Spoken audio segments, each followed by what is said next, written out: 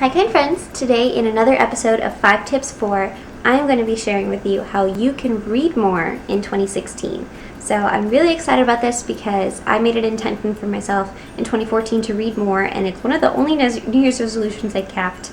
And I'm really excited about it, so I'm going to share with you how I did it. So let's get started. Don't forget to like this video if the tips help you, because it helps me if you like it.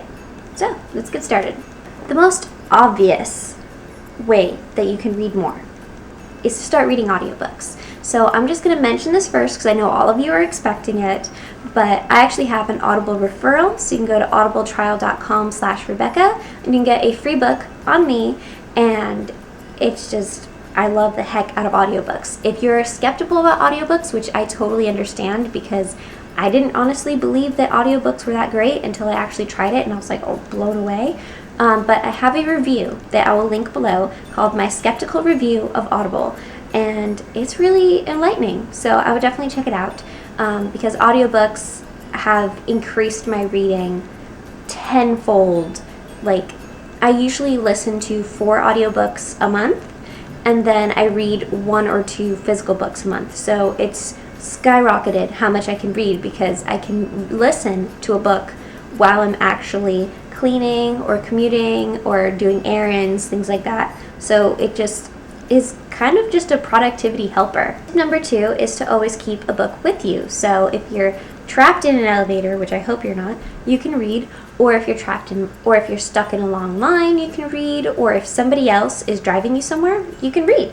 It's just good to have a book with you always. While physical books can be very cumbersome, there are a lot of apps for reading, so you can just add it to your iPad, which is more lightweight, or add it to your phone, add the Kindle app, and then you can read just wherever you are. Just having a book with you is just always a good idea. You can even read during commercial breaks.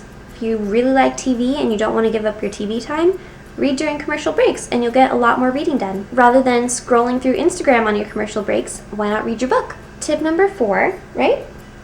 Yeah, no. Tip number 3 is to have a specific goal in mind for your reading, because if you have something coming up, if you have to check in and be like, did I read this much this month, then you're a lot more likely to make more time to read. So either make a goal for reading or find a reading list, like top 10 YA books you should read this year or something like that, or even just join a book club so that you have an exact goal that you have to meet every single month, because if you don't read this book, then you're going to be behind. So it's always good to make a goal when it comes to reading, because reading is just fun and it immerses you in so many worlds, and the more that can motivate you to explore another galaxy, the better. Tip number 4 is join your local library, because if one thing that's like keeping you away from reading is going to an actual store, trying to find a book, picking a book, and then realizing it's like $15, and then getting home and then it's just like,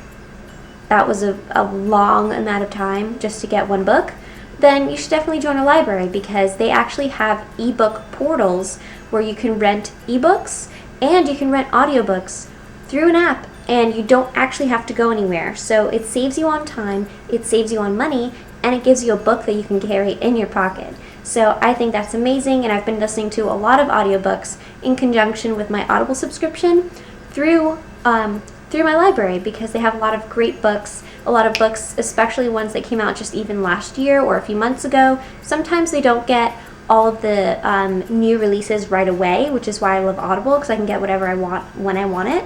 But if you're willing to wait a little while, or if you have a long list of books that are already out that you want to read, then definitely consider shopping books at your library, because it's free and it saves time. My last tip is, if you can swing it, have a set time every single day that you read. If 1 hour seems a little bit too hard, just set a 15-minute window between, say, 7 and 7:15 every day that you have to read no matter what, and you don't schedule anything else during that time, and then that'll be your precious time for reading, and even 15 minutes a day can make a huge difference. So thank you guys so much for watching this. Make sure to like this video if you found it helpful, and also let me know in the comments what books you're currently reading, because I would love some recommendations, and I'll see you very soon.